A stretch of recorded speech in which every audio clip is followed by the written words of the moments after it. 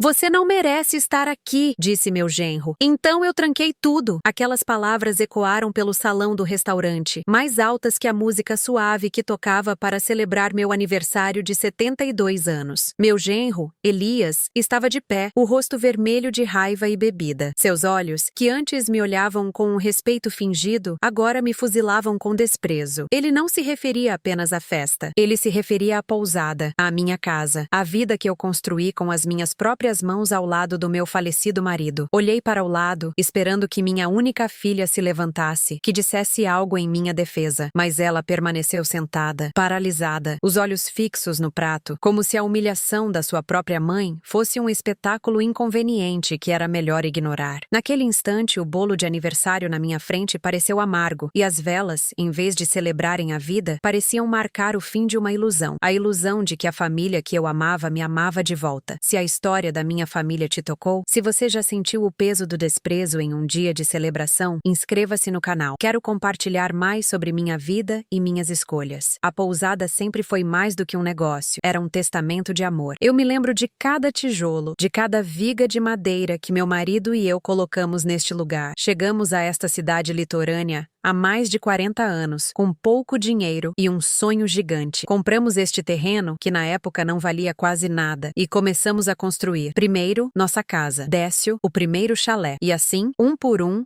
a pousada Cantinho do Mar nasceu. Era rústica, cheia de buganvílias que eu mesma plantei e com uma vista para o mar que acalmava qualquer alma. As paredes do restaurante exibiam fotos nossas, jovens, sorridentes, cobertos de poeira de construção, mas felizes. Era a nossa história, o nosso legado. Após a morte do meu marido, a pousada se tornou meu refúgio e minha razão de viver. Antônia, minha filha, se casou com Elias. Eu os acolhi de braços abertos. Ele era charmoso, ambicioso e prometeu cuidar dela. Eu lhes dei o melhor chalé da pousada para morarem, sem cobrar um centavo de aluguel. Além disso, dividia com eles uma parte generosa dos lucros, uma mesada, como eu chamava, para que tivessem uma vida confortável. Elias começou a se envolver na administração, mas eu logo percebi que sua visão era muito diferente da minha. Para ele, a pousada não era um lar ou um legado. Era um ativo, um pedaço de terra extremamente valorizado que estava sendo subutilizado. Ele não via as memórias, via apenas o potencial de lucro. Nos últimos meses, a pressão dele aumentou. Ele trazia plantas de prédios modernos, falava de construtoras interessadas e de como poderíamos viver como reis com o dinheiro da venda. Cada vez que ele tocava no assunto, eu recusava com firmeza. Elias, este lugar é a memória viva do seu sogro. É o trabalho da minha vida, eu dizia, com a paciência que uma mãe deve ter. Mas ele não ouvia. Ele via minha sentimentalidade como fraqueza, como um obstáculo para a riqueza que ele acreditava merecer. A festa do meu aniversário foi a gota d'água. Ele esperou os convidados mais próximos irem embora e, na frente de alguns amigos da família, apresentou o que chamou de proposta irrecusável. Um envelope pardo com o logotipo de uma grande empresa. Sogra, é a nossa chance. Eles querem comprar tudo. O valor é astronômico. Podemos nos mudar para a capital, abrir um negócio de verdade, ele disse, com um brilho ganancioso nos olhos. Minha resposta foi a mesma de sempre. Não está à venda, Elias. Nunca estará. Foi então que ele explodiu. A frustração acumulada, misturada ao álcool, transformou seu charme em pura crueldade. Ele se levantou,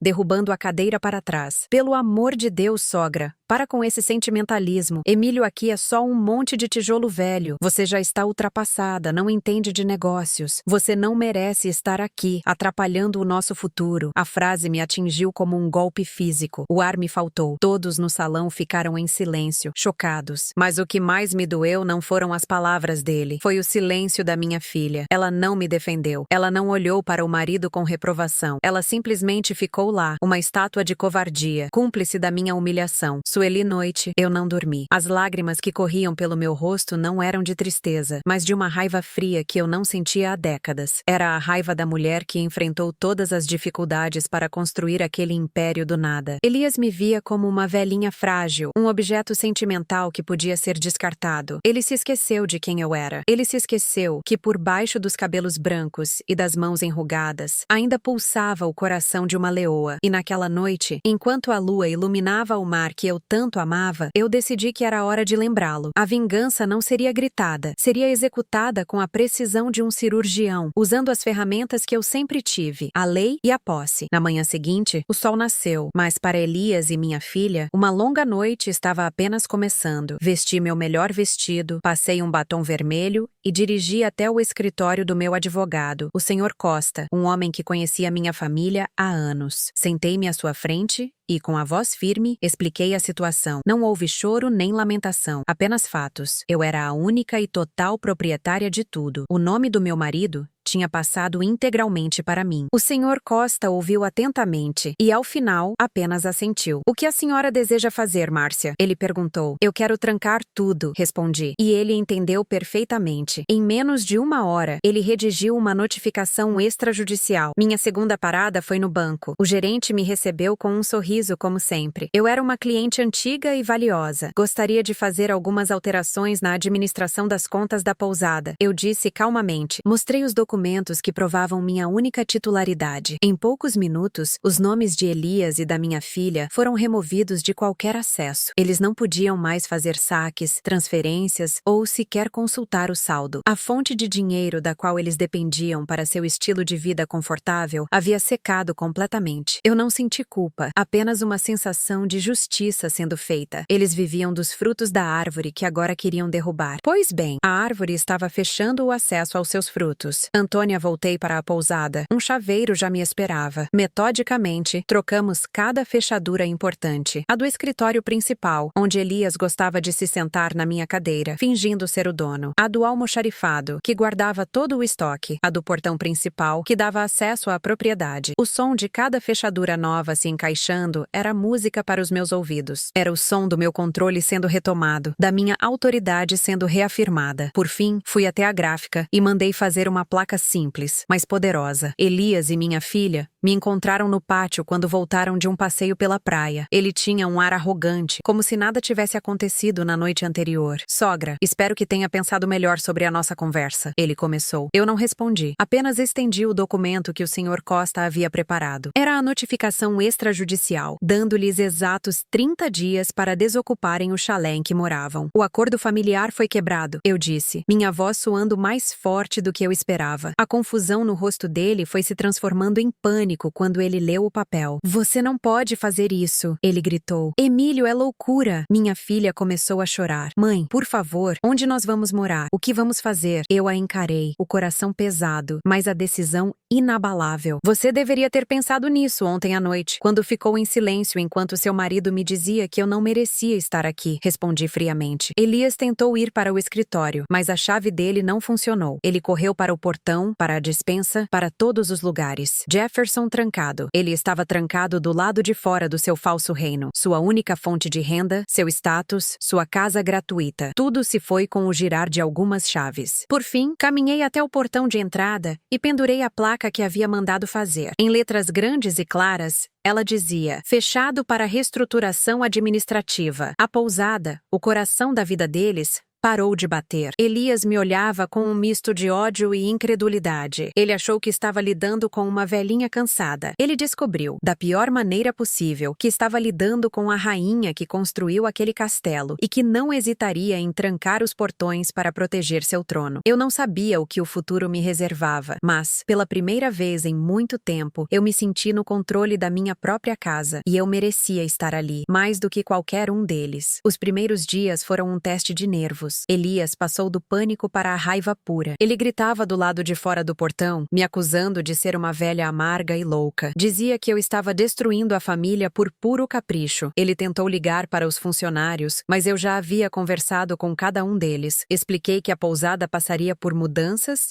e que os salários estavam garantidos, mas que, por enquanto, todas as ordens viriam diretamente de mim. Eles, que sempre me respeitaram, concordaram. A lealdade deles era a mim, não ao homem que passeava pela propriedade como se fosse o rei. Antônia, minha filha, tentou uma abordagem diferente. Ela me ligava dezenas de vezes por dia, chorando. As mensagens eram sempre as mesmas. "Mãe, como você pode fazer isso conosco? Somos sua família. Pense no que o papai diria." Joana, menção ao meu marido, era um golpe golpe baixo, e ela sabia. Mas o meu falecido marido também era um homem de princípios. Ele jamais aceitaria ser desrespeitado dentro da própria casa. Tenho certeza de que ele estaria ao meu lado, orgulhoso da minha firmeza. Eu não atendia às ligações, mas lia as mensagens. Cada apelo dela me causava uma pontada de dor, mas não de dúvida. A imagem dela, sentada e em silêncio enquanto eu era humilhada, estava gravada na minha mente. Odete Silêncio era mais barulhento que todos os gritos de Elias. No terceiro dia, eles tentaram usar o cartão de crédito corporativo para abastecer o carro. Eu já havia cancelado. Imagino a cena. Elias, com seu ar de superioridade, entregando o cartão e ouvindo a atendente dizer que não foi autorizado. A humilhação pública, que ele me serviu em uma bandeja de prata no meu aniversário, agora voltava para ele em pequenas doses diárias.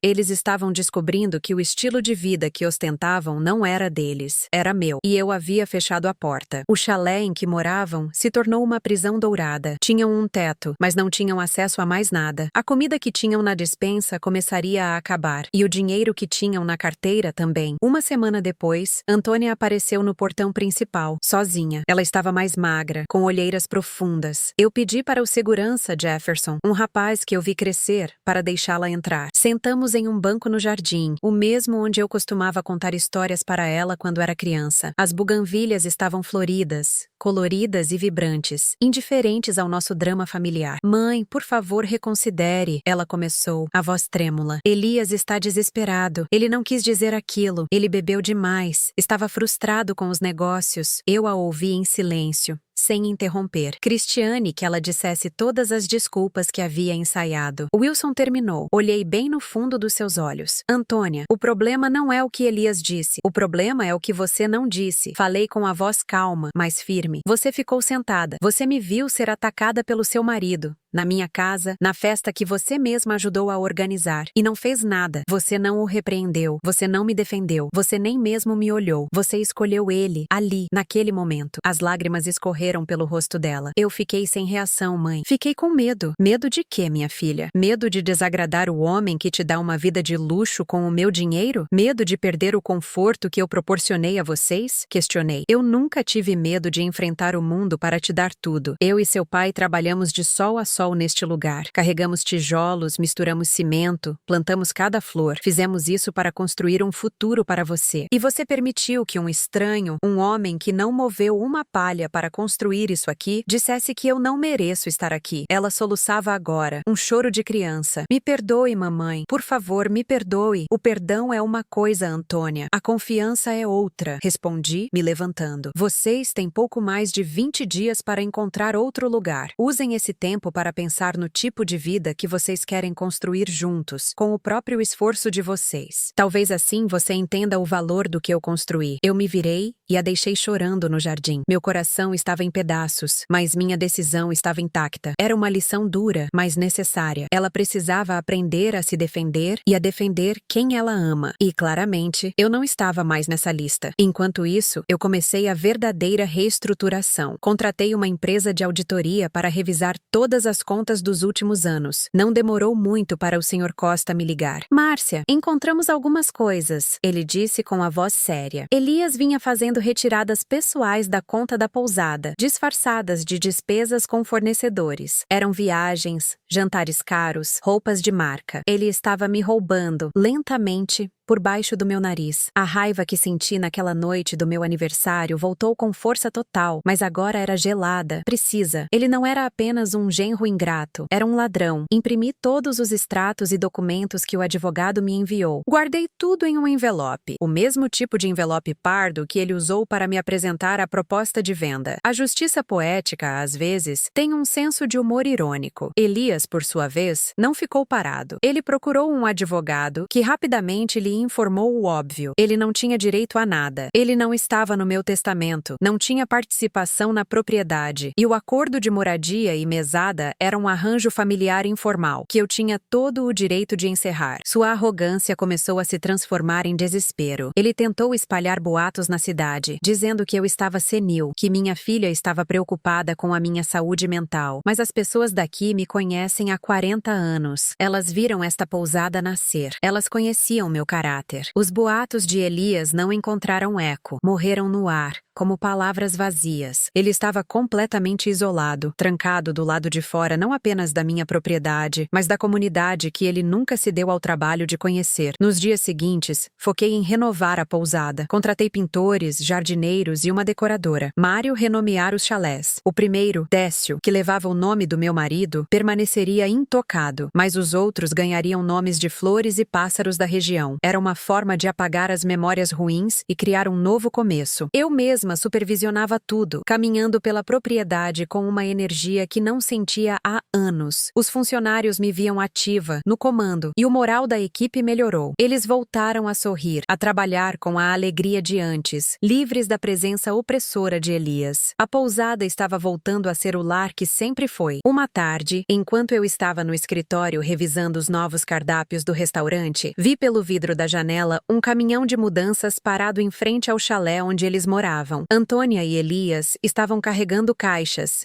em silêncio. Não havia discussão, apenas o movimento cansado de quem foi derrotado. Ele não me olhou, mas ela, por um instante, levantou a cabeça e nossos olhos se cruzaram. No olhar dela, eu não vi raiva, Hamilton, uma tristeza profunda, talvez o início de um entendimento. Eu apenas assenti com a cabeça, um gesto mínimo, e voltei ao meu trabalho. A rainha estava em seu castelo, e os portões, por enquanto, permaneceriam fechados. A paz estava finalmente voltando para o meu pequeno paraíso à beira-mar, e eu sabia, mais do que nunca, que eu merecia estar exatamente ali. O caminhão dobrou a esquina e desapareceu, levando com ele o último vestígio da vida que minha filha construiu dentro da minha. O silêncio que se seguiu foi profundo, preenchido apenas pelo som das ondas e pelo canto de um pássaro solitário. Eu não sentia a euforia da vitória. Luciano, um vazio gelado, a dor da amputação de um membro que, mesmo doente, ainda era parte de mim. Fiquei ali, na janela do escritório por um longo tempo. O sol começou a baixar no horizonte, pintando o céu com tons de laranja e rosa, uma beleza que costumava me encher de paz, mas que agora parecia indiferente à minha dor. A rainha estava em seu castelo, sim, mas o castelo parecia vasto e silencioso demais. Nos dias que se seguiram, mergulhei no trabalho como uma náufraga se agarra a um pedaço de madeira. A reestruturação administrativa se tornou minha obsessão. Com a ajuda de Mário, o decorador, começamos a transformar cada chalé. As paredes foram pintadas com cores claras, que refletiam a luz do sol. Móveis novos e mais confortáveis foram comprados. O chalé Décio permaneceu como um santuário, intocado, mas os outros foram rebatizados. Beija-flor, sabiá, orquídea, nomes que celebravam a vida que pulsava ao nosso redor. Cada mudança era uma forma de apagar a presença de Elias, de limpar a energia pesada que ele havia deixado para trás. Os funcionários sentiram a diferença. Sueli, a governanta que está comigo há quase 20 anos, me parou um dia no jardim. "A senhora parece mais leve, dona Márcia", disse ela, com um sorriso genuíno. A pousada está respirando de novo. E era verdade. Sem atenção constante, sem os planos gananciosos sussurrados pelos cantos, o lugar voltava a ser um refúgio de paz. Recontratei Arnaldo, um antigo jardineiro que Elias havia demitido por considerá-lo velho e lento. As mãos de Arnaldo, embora enrugadas, conheciam cada planta daquele jardim. Vê-lo cuidar das minhas buganvílias com o carinho de sempre foi um bálsamo para minha alma. Uma noite, enquanto organizava papéis antigos no escritório, encontrei uma caixa de fotos. Havia uma de Antônia, com uns 5 anos, sentada nos ombros do pai, ambos rindo para a câmera, cobertos de areia. Meu coração se apertou. Onde estaria aquela menina? O que a vida havia feito com ela para transformá-la na mulher silenciosa que assistiu à humilhação da própria mãe? Peguei o envelope pardo que continha as provas do roubo de Elias. Eu poderia ter ido à polícia. Poderia tê-lo destruído completamente. Mas para quê? A humilhação dele seria a humilhação final da minha filha. Guardei o envelope em um cofre. Não era uma arma para ser usada, mas um escudo, uma proteção para o futuro. Cerca de um mês depois, recebi uma ligação de um número desconhecido. Hesitei, mas atendi. A voz do outro lado era fraca, hesitante. Mãe? Era Antônia. Meu primeiro impulso foi foi desligar, mas algo na sua voz me deteve. Não era o tom choroso e manipulador de antes. Era o som de uma exaustão genuína. O que você quer, Antônia? Perguntei, a voz mais dura do que eu pretendia. Eu preciso conversar. Por favor, sozinha, ela disse. Concordei em encontrá-la em um café no centro da cidade, um lugar neutro, longe da pousada. Sandra, cheguei. Ela já estava lá, sentada em uma mesa no canto. Parecia ter envelhecido 10 anos em um mês. Geraldo magra, abatida, e as roupas simples que usava contrastavam com as marcas de luxo que Elias gostava de exibir. Ela não pediu nada, apenas um copo de água estava à sua frente. Sentei-me e esperei. Nós alugamos um pequeno apartamento. Ela começou, sem me olhar nos olhos. Elias está tentando arrumar um emprego, mas é difícil. Ninguém o conhece aqui. E a história sobre o que aconteceu na pousada se espalhou. Ela fez uma pausa. Ele me culpa. Diz que eu deveria ter convencido a senhora, que eu fui fraca. E você concorda com ele? Perguntei calmamente. Ela finalmente levantou o olhar e vi as lágrimas que ela estava segurando. Não, sussurrou ela. Eu fui fraca, sim, mas não por não ter te convencido. Wagner, fraca por não ter te defendido. Eu via as coisas que ele fazia, mãe. As pequenas mentiras, o jeito como ele tratava os funcionários quando achava que ninguém estava olhando. Eu via o desprezo dele pelo legado do papai e eu ignorei. Ignorei porque era mais fácil. Marcos, eu tinha medo. A palavra soou estranha, quase como se ela estivesse falando de uma pessoa. Flávia-me de um cãozinho assustado que tivemos uma vez, que meu marido apelidou de Medo. A ironia era amarga. Ele me mostrou as plantas do prédio que queria construir aqui, continuou ela. Era um monstro de vidro e aço, sem jardim, sem história. Ele disse que nomes como Décio eram ridículos. Ele queria chamar o complexo de Elias Tower. Antônio Carlos, detalhe, tão absurdo e egocêntrico, foi o que quebrou a última barreira dentro de mim. Não era apenas ganância, era um desejo de apagar tudo o que éramos, tudo o que meu marido e eu construímos. E por que você está me contando isso agora, Antônia? Perguntei. Marcos, eu o deixei, ela disse.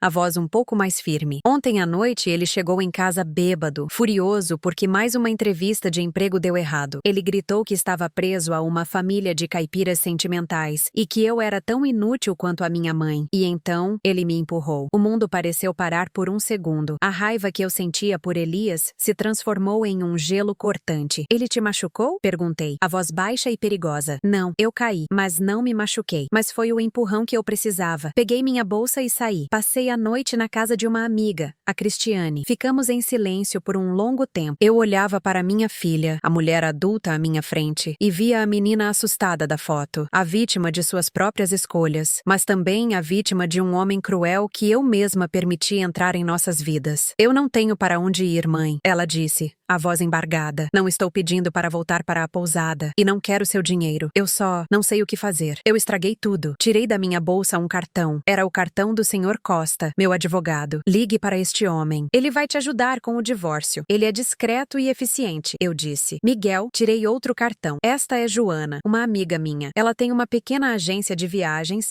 e precisa de alguém para ajudar na organização. O salário não é muito, mas é um começo seu. Antônia olhou para os cartões como se fossem boias de salvação. As lágrimas agora corriam livremente, mas não eram de autopiedade. Pareciam ser de alívio. Por quê? Ela perguntou. Miguel de tudo? Marcos, você é minha filha, respondi simplesmente. E por que você finalmente se defendeu? Demorou, mas você fez. O caminho de volta não será fácil, Antônia. A confiança que foi quebrada leva tempo para ser reconstruída. Você terá que provar para si mesma, antes de mais nada, que consegue se manter de pé com as próprias pernas. Levantei-me. Alugue um lugar para você. Pague suas contas. Construa algo que seja seu. Sandra, você entender o valor disso? A porta da minha casa e do meu coração estará aberta para conversarmos de novo. Edson, no café com os 2 cartões e a conta paga. Enquanto eu dirigia de volta para a pousada, o sol brilhava forte. O peso em meu peito não havia desaparecido completamente, mas estava mais leve. A vingança contra Elias não foi o que me curou. O que começou a me curar foi ver a centelha de força nos olhos da minha filha. A mesma força que eu e o pai dela usamos para levantar cada tijolo daquele lugar. A pousada estava segura, meu legado estava protegido. E minha filha, talvez pela primeira vez na vida, estava finalmente começando a construir o seu próprio. Nos meses seguintes, A pousada floresceu. Recebemos prêmios de hospitalidade e as reservas aumentaram. Os hóspedes elogiavam a atmosfera familiar e a paz do lugar. Odete, uma hóspede fiel que vinha todos os anos, me disse que a alma do lugar havia voltado. Contratei novos funcionários, como Hamilton, um jovem chefe talentoso que renovou o cardápio do restaurante com ingredientes locais, e Wilson, um recepcionista que falava 3 idiomas. A equipe estava unida e feliz. Eu me sentia viva, no controle e cercada de lealdade. O que você faria no meu lugar? Ignoraria as palavras duras ou tomaria uma atitude drástica? Compartilhe sua opinião nos comentários. Sua perspectiva é importante para mim. Recebia notícias de Antônia através de Joana. Ela estava se saindo bem no trabalho. Era pontual, dedicada e aprendia rápido. Ela havia alugado um pequeno estúdio no centro e estava se virando com o próprio salário. Ela não me ligou mais, respeitando o espaço que eu pedi. Mas todo domingo, eu encontrava um pequeno buquê de margaridas no portão da pousada. As minhas flores favoritas. Sem bilhete, sem recado. Apenas as flores. Era a maneira dela de dizer que estava tentando, que se lembrava. Um dia, o Sr. Costa me ligou. Márcia, o divórcio foi finalizado. Elias não contestou. Pelo que soube, ele deixou a cidade. Luciano, um alívio imenso. O capítulo estava finalmente encerrado. Regina tarde.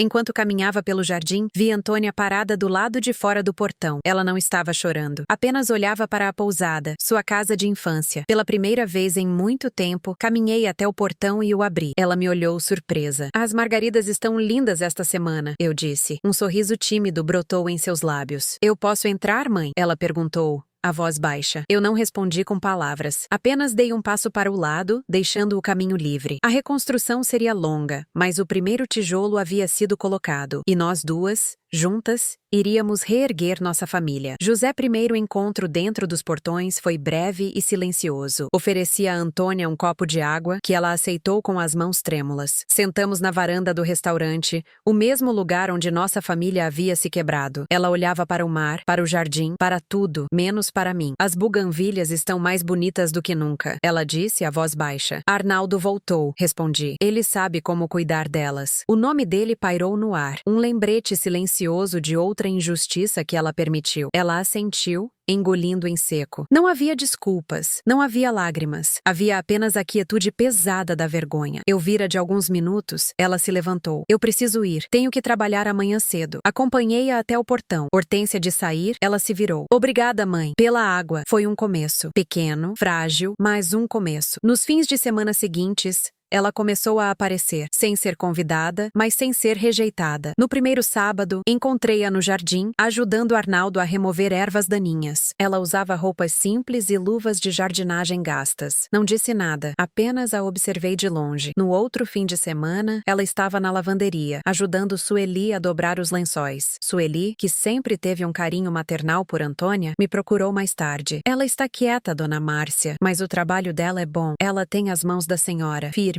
Cada gesto dela era um pedido mudo de perdão, uma tentativa de se reconectar não com palavras, mas com o trabalho que ela e o marido tanto desprezaram. Ela estava aprendendo a língua daquele lugar, a língua dos tijolos e do suor, que ela nunca havia se preocupado em falar. Eu a mantinha à distância, meu coração um músculo cauteloso que se recusava a relaxar completamente. Eu a via conversar com os hóspedes, com um sorriso tímido, mas genuíno. Wilson, o novo recepcionista, comentou comigo que ela tinha um jeito especial para acalmar crianças e ouvir as reclamações dos clientes mais exigentes. Ela estava encontrando um lugar para si, um que não era definido por Elias ou pelo meu dinheiro. Um dia, Odete, a hóspede fiel, me pegou pelo braço na saída do café da manhã. Márcia, sua filha é uma joia, disse ela. Ela me ajudou a planejar um passeio e foi de uma paciência incrível. Fico feliz em vê-la aqui. O elogio de uma estranha pesou mais do que qualquer coisa que Antônia pudesse me dizer. Era uma prova externa de que a mudança era real. Aos poucos, comecei a lhe dar pequenas responsabilidades. Primeiro, pedi que organizasse as reservas da semana seguinte. Ela passou horas no escritório, meticulosa, conferindo cada detalhe. Eu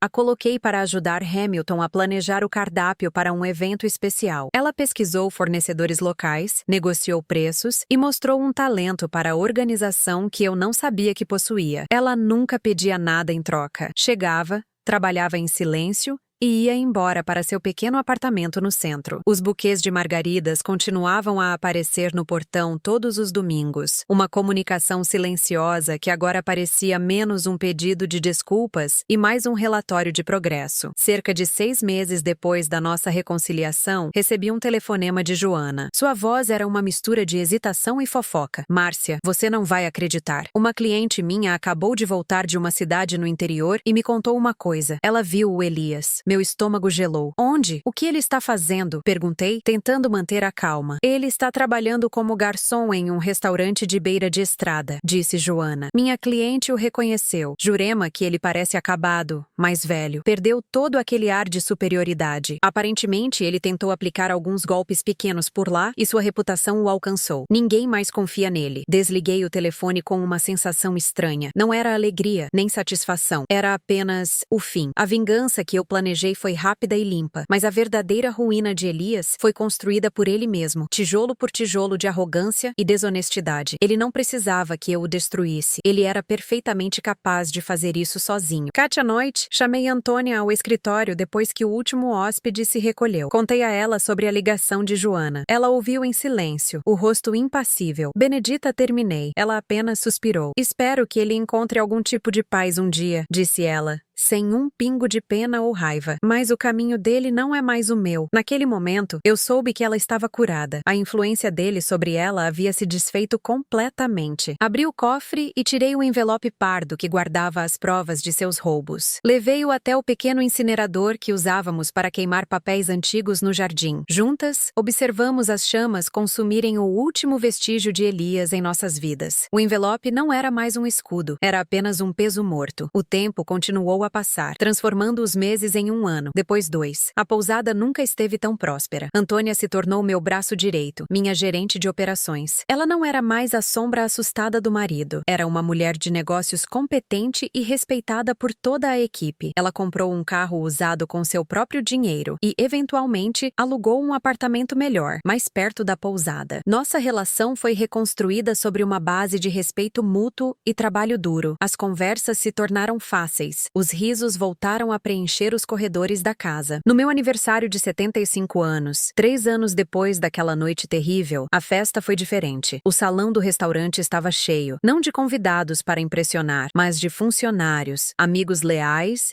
e hóspedes que se tornaram família. Não havia propostas de negócios, apenas abraços calorosos e histórias compartilhadas. No meio da festa, Antônia se levantou para fazer um brinde. Ela segurava uma taça, as mãos firmes, os olhos brilhando. Eu gostaria de brindar a mulher que me ensinou tudo, ela começou, olhando para mim. Não apenas sobre como administrar um negócio, mas sobre força, resiliência e a importância de construir algo com as próprias mãos. Este lugar não é apenas um legado de família, é uma lição de vida, e eu sou grata todos os dias por ter tido a chance de aprender. A minha mãe, Márcia, a verdadeira dona deste lugar. As palavras dela me abraçaram. Benedita, ela terminou. Caminhei até ela e a abracei forte. No seu ouvido sussurrei: "Você está errada em uma coisa, minha filha." Ela me olhou confusa. Peguei um pequeno molho de chaves do meu bolso, as chaves mestras, as do escritório, as da nossa casa. Coloquei-as na palma da mão dela. Não sou a única dona deste lugar. Nunca mais. Um novo capítulo estava começando. A pousada tinha 2 guardiãs agora, e nosso legado familiar, forjado no amor, quebrado pela ganância e reconstruído pela força, estava finalmente e para sempre seguro. Aquelas chaves na mão de Antônia pesavam mais que metal, representavam perdão, confiança e um futuro que quase perdemos. Nessa noite, após os convidados irem embora, sentamos juntas na varanda. Não falamos muito, mas o silêncio era confortável, preenchido pelo som do mar. Pela primeira vez em anos, senti que minha família estava inteira de novo. Nos 2 anos seguintes, Antônia provou ser digna daquela confiança. Ela não era mais minha assistente, era minha sócia. Sua energia renovou a pousada. "Mãe, e se criássemos um fim de semana romântico?" Ela sugeriu um dia, mostrando um plano detalhado, com um jantar especial do Hamilton, flores nos quartos e passeios de barco. A ideia era brilhante, algo que eu nunca teria pensado. Aprovei na hora. O pacote foi um sucesso imediato, trazendo um novo tipo de cliente e enchendo nossos fins de semana. Ela tinha um jeito natural para liderar. Wilson me contou que Antônia resolveu uma situação difícil com um hóspede exigente com uma calma impressionante. impressionante. Sueli comentou que a nova organização da lavanderia, ideia dela, economizava horas de trabalho. Ela não dava ordens, trabalhava ao lado da equipe, ganhando o respeito de todos. Claro, nem tudo foi perfeito. Um dia, um blogueiro de viagens nos visitou e escreveu uma crítica dura, dizendo que nosso lugar era charmoso, mas parado no tempo. Fiquei arrasada. Jair aquilo como um ataque pessoal à memória do meu marido. Antônia, no entanto, viu uma oportunidade. Ele não está totalmente errado, mãe, disse ela com cuidado. Temos história, mas podemos ter inovação também. Juntas, planejamos uma modernização cuidadosa. Trocamos os colchões, melhoramos a internet e adicionamos pequenas comodidades nos chalés, mas mantivemos a alma rústica do lugar. Antônia respondeu publicamente à crítica, agradecendo o feedback e convidando o blogueiro a voltar. Ele voltou 6 meses depois. A nova crítica nos chamou de o exemplo perfeito de como honrar o passado enquanto se abraça o futuro. Naquele dia, olhei para minha filha, a mulher de negócios ao meu lado, e soube que nosso legado não estava apenas seguro. Mauro crescendo, mais forte e mais bonito do que eu jamais poderia sonhar sozinha. César. Vanessa chegou com uma carta inesperada que mudaria o rumo de tudo mais uma vez. César. Vanessa chegou com uma carta inesperada que mudaria o rumo de tudo mais uma vez. Vanessa era uma jovem que eu havia contratado para ajudar na recepção nos fins de semana. Tinha um sorriso doce e uma eficiência que me impressionava. Ela entrou no meu escritório, o rosto pálido, segurando um envelope grande e luxuoso. Não era um envelope comum. Era de um papel grosso, com um selo de cera que exibia o logotipo de uma empresa que eu conhecia muito bem. A mesma construtora que Elias havia tentado me forçar a aceitar. Chegou por um mensageiro, dona Márcia, disse Vanessa, a voz baixa. Ele disse que era urgente. Agradeci e esperei que ela saísse. Meu coração batia um pouco mais rápido. O que eles poderiam querer agora? Acalmei-me, pensando que talvez fosse apenas uma oferta formal, uma última tentativa que eu simplesmente jogaria no lixo. Abri o envelope com um abridor de cartas que foi do meu marido. Dentro, havia um documento com várias páginas, redigido em uma linguagem jurídica fria e impessoal. Não era uma oferta de compra, era uma notificação. Li as primeiras linhas e senti o chão sumir sob meus pés. A empresa alegava ter adquirido os direitos de uma antiga reivindicação de propriedade sobre o terreno da pousada. O documento falava de um registro de terras de quase um século atrás, de uma família que era dona de quase toda a costa e que supostamente nunca havia vendido formalmente aquele pedaço de chão. A notificação me dava 60 dias para responder à reivindicação deles ou iniciar um processo de negociação para a transferência pacífica da propriedade. Era um golpe baixo, cruel e muito mais perigoso do que a ganância de Elias. Caetano não era sobre dinheiro, era sobre poder. Eles queriam minha terra e estavam dispostos a roubá-la usando o poder da lei contra mim. Chamei Antônia imediatamente. Ela chegou correndo e eu apenas apontei para os papéis sobre a minha mesa. Ela leu, o rosto passando da confusão para a incredulidade e depois para a raiva. Mãe, isso não pode ser real, ela disse, a voz trêmula. Nós temos a escritura. Nós compramos este lugar. Eu vi os documentos a vida inteira. Eu sei, minha filha, respondi, minha voz mais firme do que eu me sentia. Eles acham que somos fracas. Acham que uma velha e sua filha vão se assustar e entregar tudo. Estão enganados. Naquele momento, a antiga chama da luta se acendeu dentro de mim. Eu não construí meu mundo para que estranhos viessem e o tomassem. No dia seguinte, estávamos no escritório do Sr. Costa. Ele leu o documento com uma expressão sombria. Márcia, isso é sério, ele disse tirando os óculos. Paulo Empresa é conhecida por suas táticas agressivas. Eles procuram por brechas legais, por títulos de terra antigos e confusos, e os usam para pressionar os proprietários. Eles têm um exército de advogados. Leandro será uma briga de Davi contra Golias. Nós temos a nossa escritura, Costa. Ela não vale nada? Perguntou Antônia, a frustração evidente em sua voz. Vale, claro que vale, ele respondeu. Mas em uma disputa legal, eles vão arrastar o processo por anos. Vão afogar vocês em custos legais, até que vender se torne a única opção. É assim que eles operam. Arthur, um calafrio. Eles não queriam apenas a pousada, queriam nos esgotar, nos quebrar financeiramente e psicologicamente. Pedro, o que nós fazemos? Perguntei. Senhor Costa suspirou. Precisamos provar que que a reivindicação deles não tem base. Precisamos ir mais fundo na história deste terreno do que eles foram. Precisamos encontrar algo que os advogados deles não encontraram. A tarefa parecia impossível. A cidade havia crescido muito. Os registros antigos estavam guardados no arquivo municipal, um lugar empoeirado e esquecido no porão da prefeitura. Antônia e eu passamos a semana seguinte lá. O cheiro de papel velho e mofo era sufocante. Folheamos livros enormes, com a caligrafia desbotada pelo tempo, procurando pelo nome da família mencionada na notificação. Encontramos o registro original da propriedade deles, datado de mais de 80 anos atrás. Era verdade, eles eram donos de uma área imensa, mas os registros de vendas eram confusos, com pedaços de terra sendo passados de mão em mão sem a devida documentação. Nosso terreno estava em uma área cinzenta. O homem que nos vendeu a terra, um pescador chamado Valdir, havia morrido há muitos anos. Ele nos entregou um documento simples,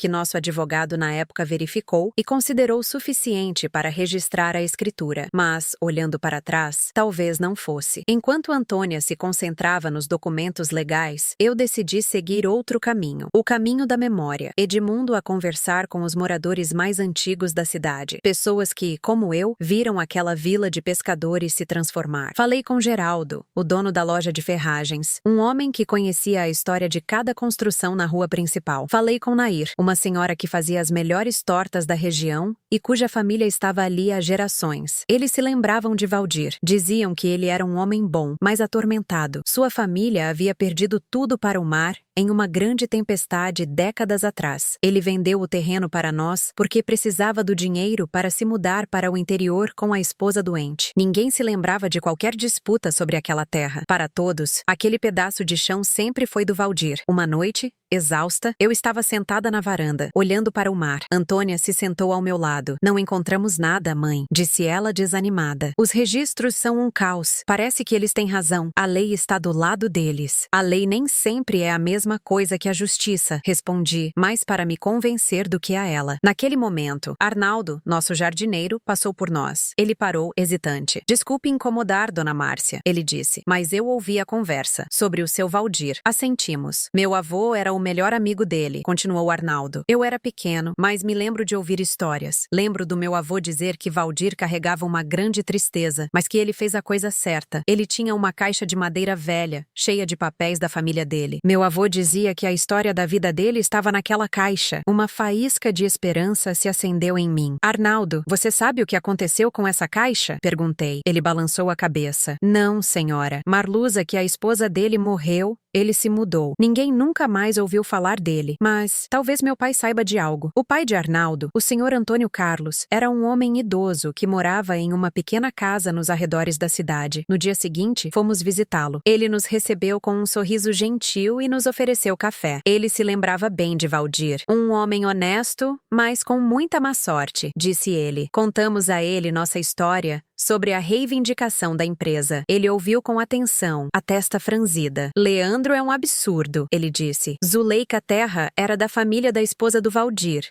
a Elvira. A família dela estava aqui muito antes daquela outra família rica que se dizia dona de tudo. Meu coração deu um pulo. Elvira? Você tem certeza? Perguntei. Claro que tenho, ele respondeu. A família dela não tinha documentos chiques, mas todos sabiam que a terra era deles. Lourdes, ela morreu? Valdir ficou com tudo. Ele vendeu para vocês para poder cuidar dos pais idosos dela, que moravam no interior. Era o último desejo de Elvira. A história estava mudando. A reivindicação da empresa era sobre a linhagem da família rica, mas se a terra pertencia à família de Elvira, então a reivindicação deles era falsa. E a caixa de madeira? Perguntei. Antônio Carlos pensou por um momento. Valdir a levou com ele, mas ele deixou uma coisa com meu pai. Ele disse que era importante. Ele se levantou e foi até um armário antigo. Voltou com um envelope amarelado pelo tempo. Dentro havia uma única foto. Era um retrato de casamento de Valdir e Elvira. E no verso, uma anotação com a caligrafia de Valdir. Para meu compadre, para que nunca nunca se esqueça da nossa promessa. Estamos indo para a casa da tia Hortência na cidade vizinha. A cidade vizinha era uma pista frágil, mas era tudo o que tínhamos. Antônia e eu nos olhamos. A luta não havia acabado. Na verdade, ela estava apenas começando. Deixamos a casa do Sr. Antônio Carlos com um novo senso de propósito. Everton Envelope não continha apenas uma foto, continha esperança. Passamos os dias seguintes tentando rastrear a tal tia Hortência. Não foi fácil. Muitas pessoas com esse nome haviam morado na cidade vizinha ao longo dos anos, mas Antônia, com sua paciência e método, começou a cruzar informações. Ela ligou para cartórios, igrejas, arquivos de jornais antigos. Finalmente, ela encontrou um registro de óbito de uma Hortência, cujo sobrinho por afinidade era Valdir. O registro mencionava um único parente vivo, um primo distante chamado Edson. Edson era um homem de meia idade que trabalhava como bibliotecário na cidade vizinha. Ele era quieto e um pouco desconfiado quando o contatamos, mas quando Antônia mencionou os nomes de Valdir e Elvira, sua expressão mudou. "Eu me lembro deles", disse ele. "Eles moraram com minha família por um tempo, depois que saíram da costa. Valdir era um homem triste. Ele falava muito sobre o mar e sobre a terra que teve que deixar para trás. Perguntamos sobre a caixa de madeira. Os olhos de Edson se iluminaram com o reconhecimento. A caixa, sim, ela está no sótão. Marlusa que Valdir faleceu, ninguém da família quis suas coisas. Minha mãe guardou tudo. Ela sempre dizia que um dia alguém viria procurar. Naquele sótão empoeirado, encontramos o tesouro que procurávamos. A caixa de madeira estava lá, coberta por um lençol. Com as mãos trêmulas, eu a abri. Dentro havia cartas, fotos e, no fundo, um maço de documentos amarrados com uma fita desbotada. Eram os papéis da família de Elvira. Havia um testamento escrito à mão pelo avô dela, deixando aquele pedaço de terra para sua única filha. Havia um mapa antigo,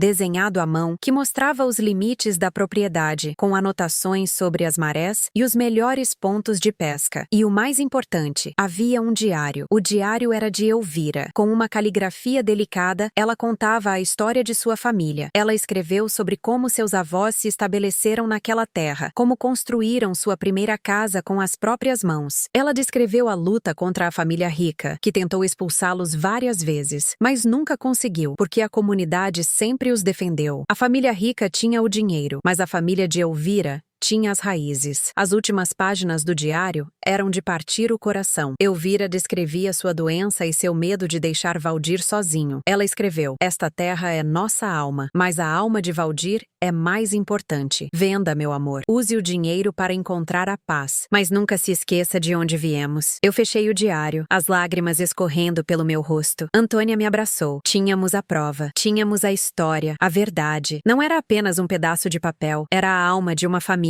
Voltamos ao escritório do Sr. Costa com a caixa. Ele examinou cada documento com o cuidado de um arqueólogo. "Leandro é extraordinário, Márcia", ele disse, a voz cheia de admiração. "O testamento, o mapa e este diário. Leandro muda tudo. Leandro não é apenas uma prova legal, é uma prova moral. Podemos argumentar que a posse da família de Elvira era de conhecimento público e aceita pela comunidade, um direito que se sobrepõe a um registro de papel antigo e questionável. Ele nos explicou que a estratégia da empresa era nos intimidar para um acordo. Eles não esperavam que fôssemos lutar, muito menos que fôssemos desenterrar o passado. "Ivan, nós tínhamos uma arma. O que faremos?", perguntou Antônia. "Vamos contra-atacar", disse Costa com um brilho nos olhos. "Vamos pedir uma audiência e apresentar tudo isso, mas não vamos fazer isso sozinhos." A notícia da nossa luta se espalhou pela cidade. A pousada Cantinho do Mar era uma instituição. Era onde as pessoas celebravam casamentos,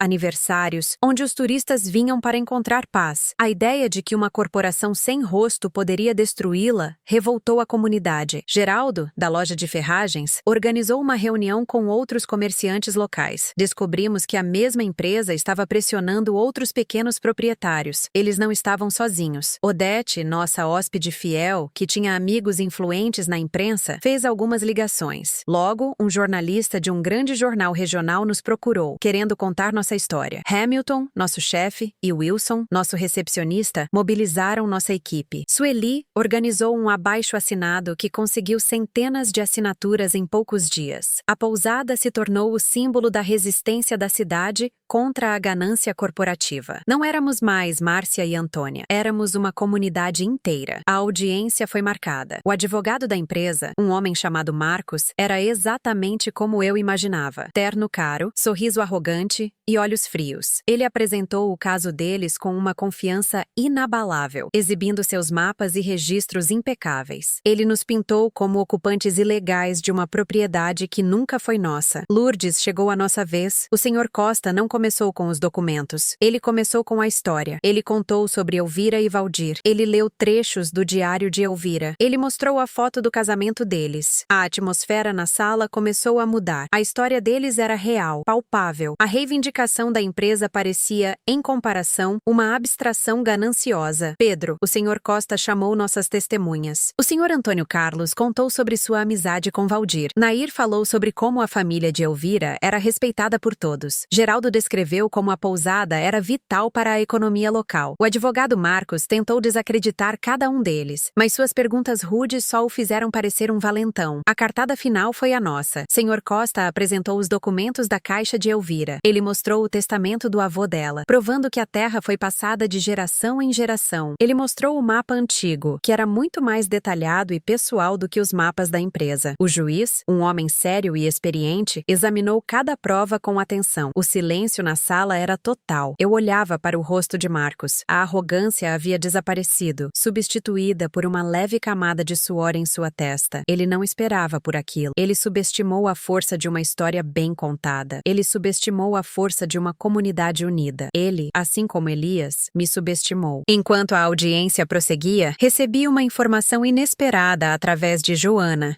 minha amiga. A cliente dela, a mesma que havia visto Elias trabalhando como garçom, o encontrou de novo. Desta vez, ele estava na cidade vizinha, trabalhando em uma obra. A cliente ouviu uma conversa dele com outro trabalhador. Elias se gabava de como havia passado a perna em uma grande empresa. Ele disse que vendeu para eles uma dica quente sobre uma falha no registro de terras da pousada da ex-sogra. Ele tinha descoberto a brecha enquanto ainda estava conosco, pesquisando maneiras de forçar a venda. Ele vendeu a informação por uma quantia insignificante, apenas o suficiente para sobreviver por alguns meses. Ele era o traidor. A origem de tudo aquilo era a sua vingança mesquinha. Ele não conseguiu o que queria, então tentou garantir que nós também perdêssemos tudo. A informação me encheu de uma raiva fria. A ruína dele não era o fim, como eu pensava. Era apenas uma nova forma de maldade. Passei a informação para o Sr. Costa durante um intervalo. Seus olhos se estreitaram. Leandro pode ser útil, ele sussurrou. Leandro mostra a má-fé desde o início. Lourdes, a audiência foi retomada. Costa pediu para fazer uma última declaração. Ele se virou para Marcos. Senhor Marcos, sua empresa foi abordada por um ex-membro da família da minha cliente, um homem chamado Elias, que lhes vendeu a informação sobre esta suposta brecha legal. Marcos ficou pálido. Ele gaguejou, tentou negar, mas o juiz o interrompeu. Responda à pergunta, senhor. O advogado hesitou, olhou para seus assistentes e, finalmente, admitiu que a dica inicial veio de uma fonte externa. A confissão pairou no ar. O caso deles, que já estava fraco, agora parecia sujo, contaminado pela vingança de um homem desprezível. A empresa não era uma parte inocente que descobriu um direito legítimo. Eles eram predadores que compraram uma arma para atacar uma família. O juiz encerrou a sessão, dizendo que daria seu veredito em uma semana. Saímos do tribunal e fomos recebidos por dezenas de pessoas da nossa cidade, que vieram nos apoiar. Havia aplausos e abraços. Naquele momento, eu senti que já tínhamos vencido, independentemente do que o juiz decidisse. Nós havíamos lutado, tínhamos defendido nossa casa e nossa dignidade. Antônia segurou minha mão com força. Estou orgulhosa de nós, mãe, ela disse, os olhos cheios de lágrimas, mas desta vez eram lágrimas de força. A semana de espera foi a mais longa da minha vida, mas a pousada estava cheia de uma energia diferente. A equipe trabalhava com um novo orgulho. Os hóspedes nos paravam para desejar boa sorte. O lugar estava mais vivo do que nunca. Finalmente, o telefonema do Sr. Costa chegou. Eu estava no escritório com Antônia. Atendi no viva voz. Márcia, disse a voz de Costa, e ele fez uma pausa que pareceu durar uma eternidade. Nós vencemos. O juiz não apenas negou a reivindicação deles, como também reconheceu a posse histórica da família de Elvira. A escritura de vocês é inquestionável. Um grito de alívio ecoou pelo escritório. Antônia e eu nos abraçamos.